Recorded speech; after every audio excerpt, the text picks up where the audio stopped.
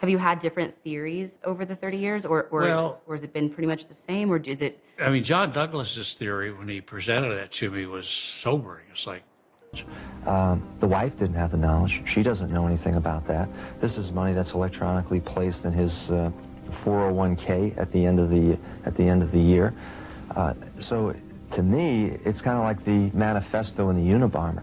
It begins to tell me more about the person who's responsible. This person has a very unique, intimate knowledge.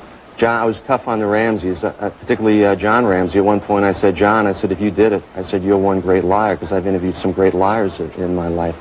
And I don't believe they did it. God knows, and the truth is going to prevail. There are some cases where what haunts people is not a fingerprint, a piece of rope, or a scrap of paper found at the crime scene. Sometimes it is simply a book. A book sitting quietly in the bedroom of the parents of a little girl who had just been murdered.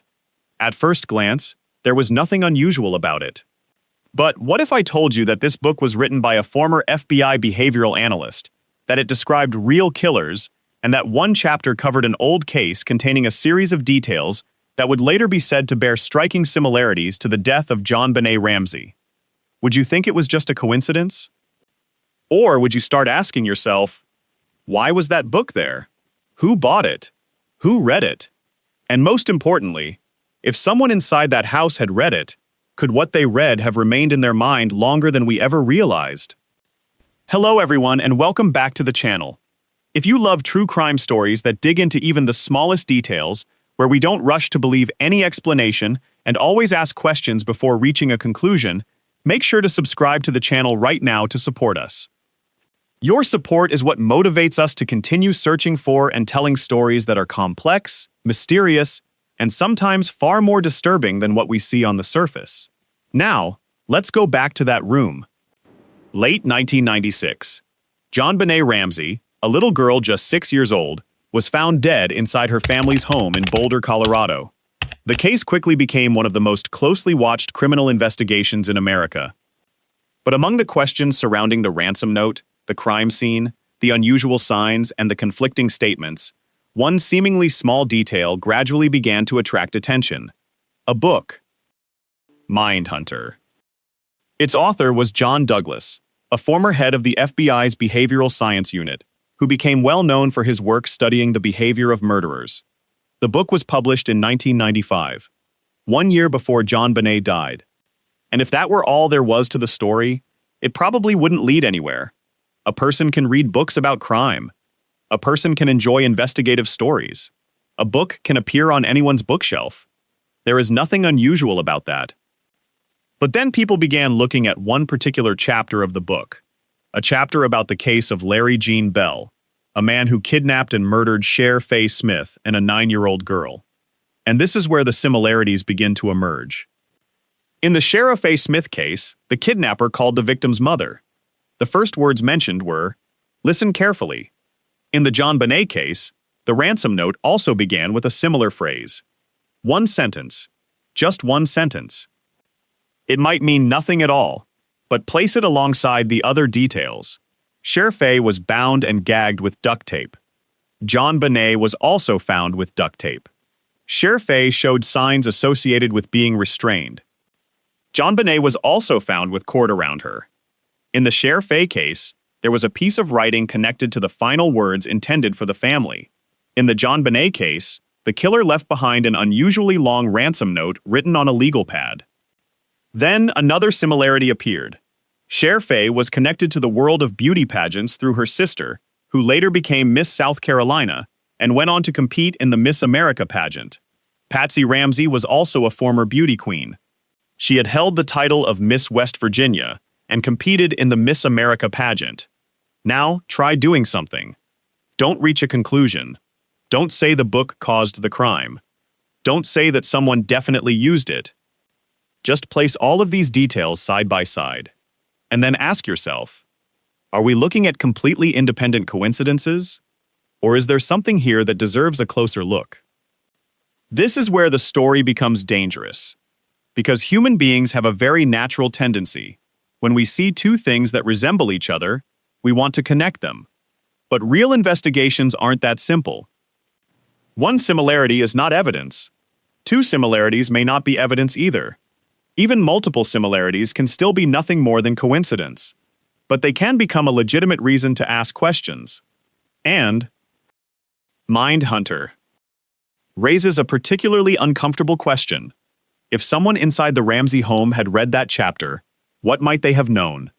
If they knew, did they remember? If they remembered, could those details have influenced the way they imagined a crime? And if they did have an influence, who did they influence? John? Patsy? Or someone else entirely? We still don't know. And that word, don't know, is precisely what makes the book so intriguing. Because the issue isn't simply the content of Mindhunter. It is also where the book was, who had seen it, who had read it, and what the people involved actually said about it. John Ramsey was later asked about the book. He said the book had been in the house since 1996, but he did not buy it, and even said that he had never heard of John Douglas, or Mindhunter. Later, he acknowledged that he had purchased another book by John Douglas. That alone is enough to raise questions about memory, the way the answers were given, and the true meaning behind those statements. Patsy Ramsey was also questioned. Her answer did not make the story any simpler. Other investigators were also mentioned in documents related to the location of the book. And then the housekeeper, Linda Wilcox, provided a particularly interesting detail. She said that John and Patsy had separate stacks of books near their beds, and that she had a fairly good idea of what kinds of books each of them usually read. Patsy's side tended to contain women's books and novels. John's side tended to contain suspense, thrillers, and bestsellers. If that description was accurate, which side would? Mindhunter. Fit better on? Probably John's. But once again, fits does not mean was read, and was read does not mean was used. Those are three completely different levels of certainty. This is exactly why we have to slow down. Because if we rush to turn a book into a murder manual, we may have gone far beyond what the actual evidence allows us to say. But if we completely dismiss it, by calling every similarity a coincidence, we may also be overlooking a detail that deserves to be examined. So what exactly is Mindhunter? A book that happened to appear inside a house? A detail exaggerated by the media? A source of information that may have influenced someone's perception? Or perhaps a missing piece of the puzzle that we still don't fully understand? And this is the question I want you to keep in mind as we go deeper into the story. If a book really was sitting inside that room, what matters more? Where it was? Or who read it? Remember that question. Because the answer could completely change the way we look at what happened next. Before we continue, I want to give you a quick question. If you had to choose right now, which possibility would you lean toward? A Mindhunter was simply a bizarre coincidence, and the similarities to the John Bonet case are not enough to establish any connection. B, the presence of the book, combined with the similarities, is unusual enough that we should seriously consider the possibility that it influenced the way someone perceived or staged the crime. Choose A or B, and leave your answer in the comments. Don't explain, just write A or B, because I genuinely want to know before we go any deeper. Are you seeing a chain of coincidences? Or are you seeing a key? And in the next part, we're not going to ask only whether the book was there. We're going to ask a much harder question. Who is telling the truth about it? There comes a point in any investigation when the question, what happened, has to temporarily give way to a much harder question. Who are we believing? In the John Bonet Ramsey case, this is not a secondary question. It is almost the central question. Because when a case has existed for years, when countless people have given different versions of events, when the media has told the story in different ways, when one investigator sees one detail while another sees something completely different, the problem is no longer simply about finding more information.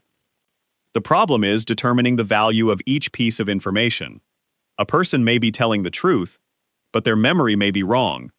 A person may remember something accurately, but they may have seen only part of what happened. A person may see an object, but the way they interpret that object is an entirely different matter. And sometimes, a source can make a statement that sounds extremely convincing, but when we trace it back, we discover that the statement was actually built on someone else's account. That is why this case has become such a harsh test of credibility.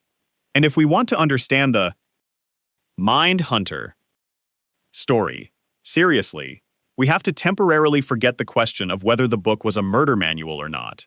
First, we have to establish something much simpler. How was the book actually seen? Who saw it? What do they remember? And where did they get that information? Let's start with John Ramsey. In the interrogation referenced in the documents, investigator Mike Kane directly asked about John Douglas's book, Mind Hunter.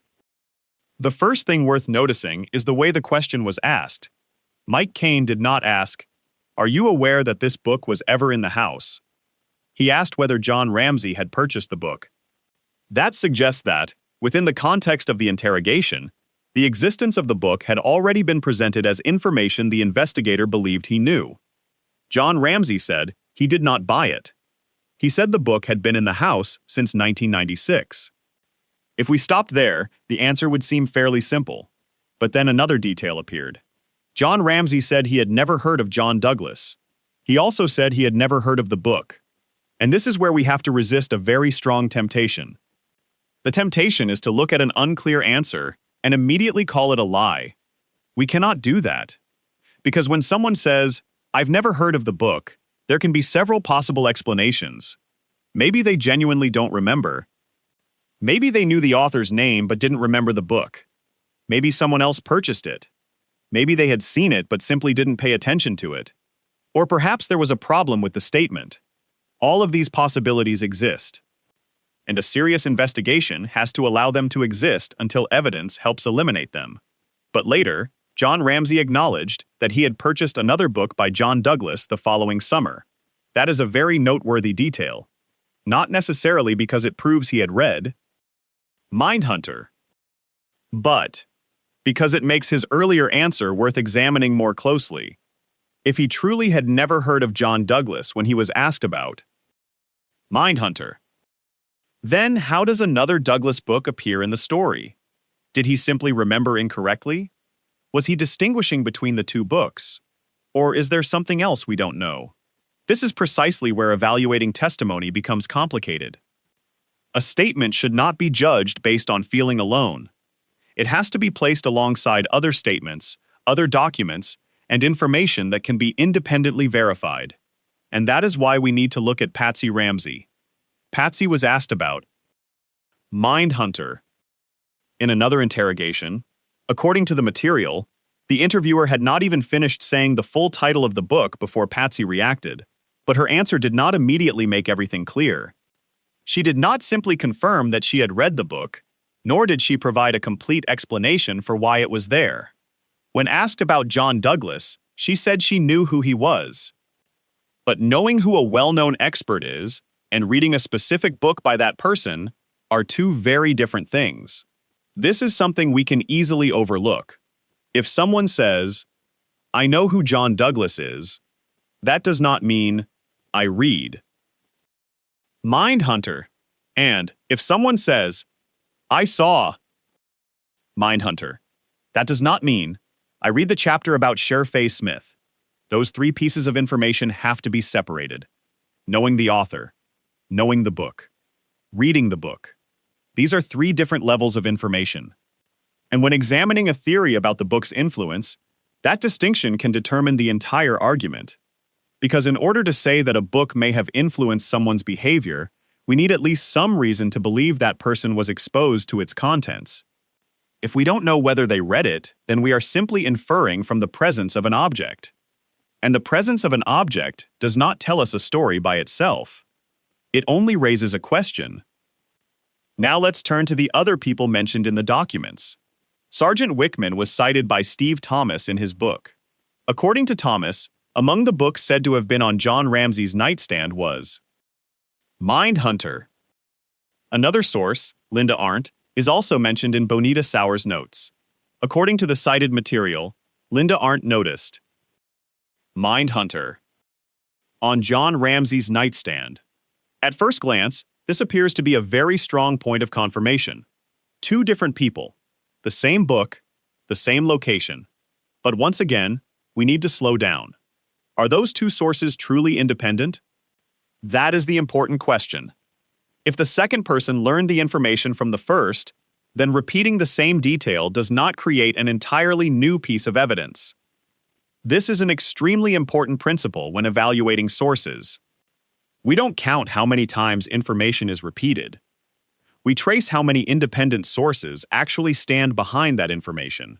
For example, if one person says, "I saw the book," another person says, "I heard the book was there," and a third person says, "The media reported that the book was there."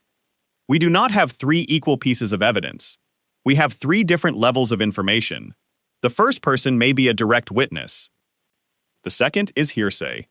The third is a media source.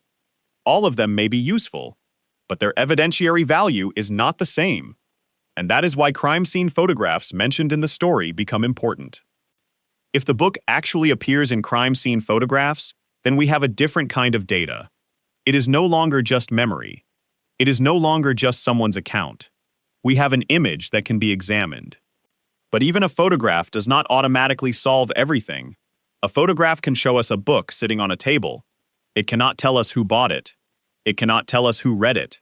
It cannot tell us how far into the book someone read.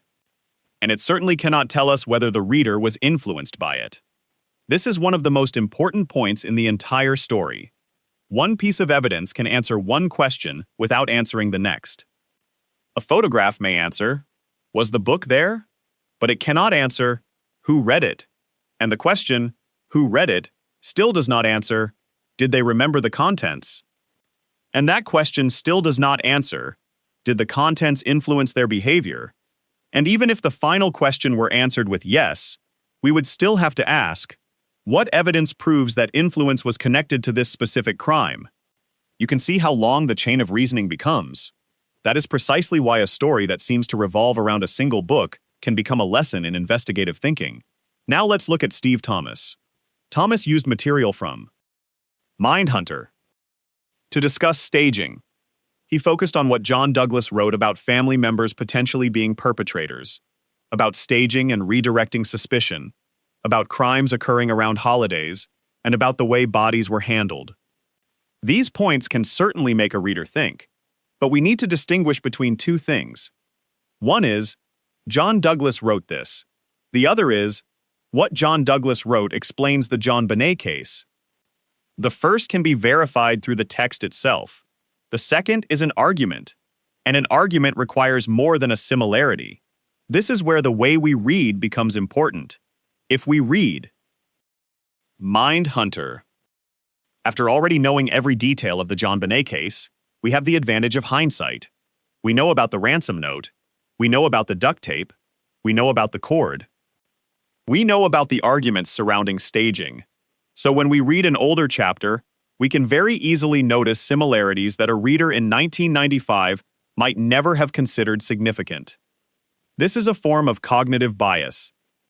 We know the outcome first, and then we look backward for signs that appear to have predicted it. That does not mean the similarities are meaningless, but it does mean we have to be careful about how we interpret them. And that is also why the perspective of Greg McCrae is included in the material. McCrae was a colleague of John Douglas in the field of profiling, and was reportedly approached about working for the Ramsey family but declined. The quote attributed to him is particularly striking. "The longer you do this work, the less you believe in coincidence." That is a powerful statement, but pay attention, it is not evidence that Mindhunter was connected to the case. It is an opinion, a perspective, a professional attitude toward unusual details.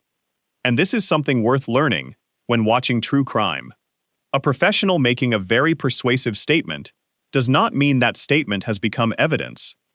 Expertise helps us evaluate a problem, but expertise does not replace data. Now let's return to a person we probably should not overlook.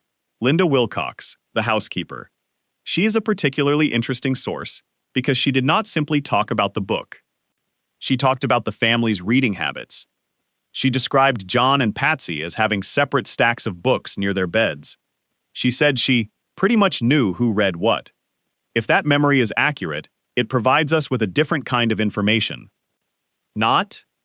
Linda saw Mindhunter, but Linda knew the reading habits of the two people. And from there, we can ask a question of probability. If Mindhunter was the kind of book John typically read, does its presence on John's side fit the reading habits that were described? Yes, but we have to stop there. It only makes one possibility more consistent.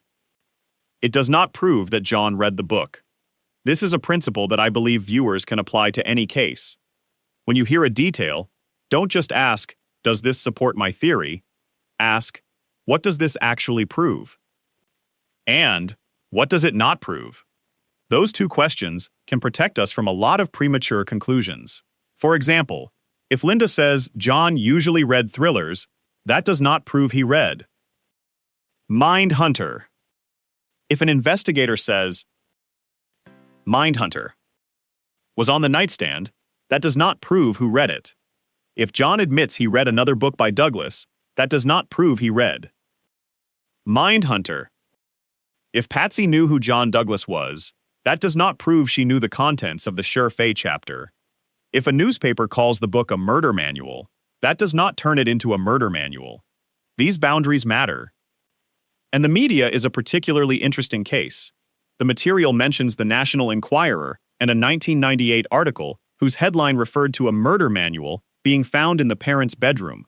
Tabloid newspapers are often considered unreliable.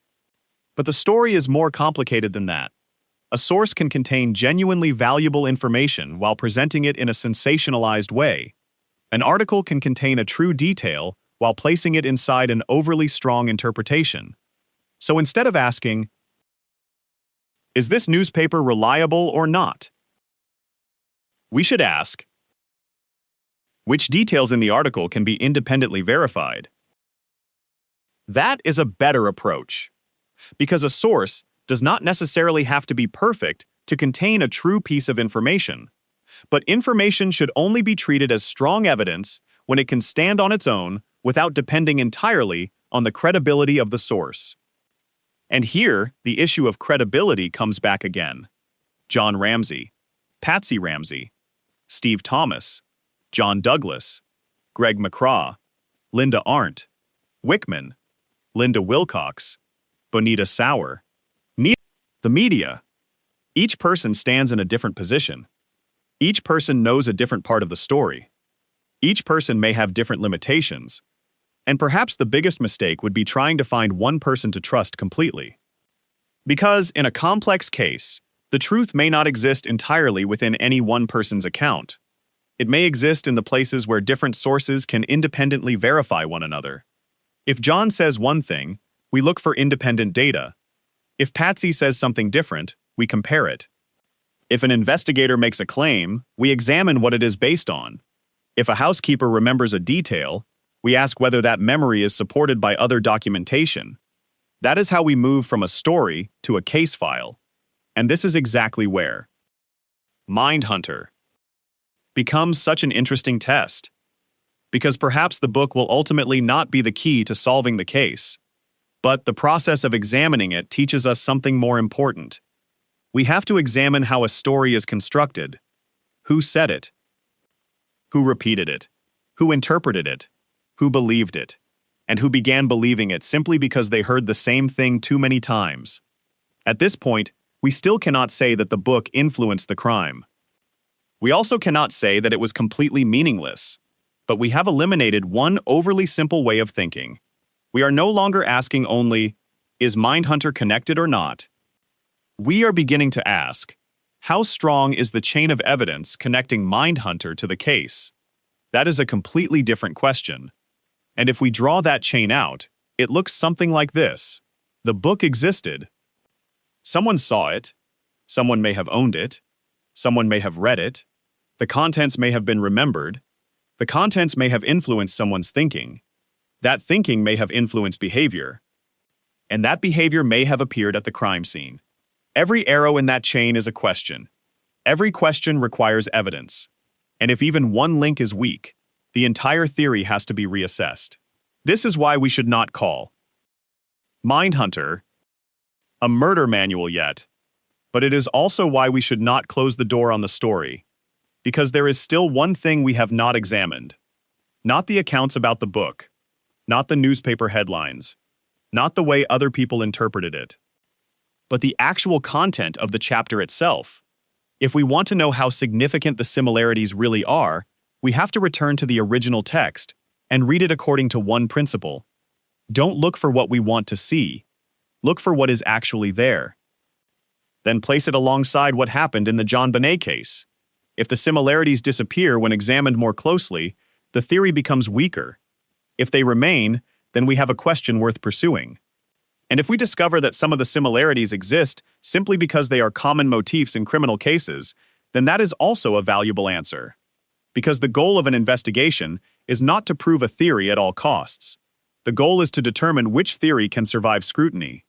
And Mindhunter has not passed that test. At least, not yet. Because there is still one final door. One chapter of a book. An old case. A series of details said to be similar. And the question of whether what John Douglas wrote in 1995 truly changes the way we look at John Bonet's death in 1996. To find out, we cannot simply ask who is credible. We have to read what was actually written. And when we do, we may discover that the most disturbing thing is not that a book was present inside that house, but what we might recognize when we place every detail from that book beside every detail of a case that has never truly disappeared from the public's mind. After everything we have laid out on the table, perhaps the most important question is no longer whether Mindhunter was a murder manual. The question is, do we actually have enough evidence to say what role that book played in the John Bonet Ramsey case? This is where we have to slow down, because a book about murderers does not turn its readers into killers. A chapter describing how a crime was staged does not prove that the person who read it used that information to create another crime scene. There is a very large gap between knowing something and actually doing it, and that gap is precisely what we are not allowed to fill with speculation. The similarities mentioned in Mindhunter may capture our attention. They may create a pattern worth examining, but a pattern is not proof. To turn it into a conclusion, we would need to know much more. Who read the book? When did they read it? What did they remember? And most importantly, is there any independent evidence showing that this information was actually translated into action? Without those missing links, Mindhunter remains only a clue. But a clue does not have to solve a case in order to have value. Sometimes, its greatest value lies in forcing us to reconsider a question we had never thought to ask before. And that may be the greatest lesson from this story. Don't ask, does this detail prove my theory? Ask, how far does this detail actually prove anything? Don't look only for things that fit what you already believe. Look for the things that could disprove it. Because if we only see what we want to see, we are no longer investigating. We are simply building a story. Mindhunter could be the key, but it could also be nothing more than a book sitting inside a room. Until there is evidence connecting the missing links, we cannot turn possibility into fact. And perhaps the most frightening thing about this case is not that we haven't found the answer, it is the feeling that we have found it, when in reality, we may have only just begun asking the right questions.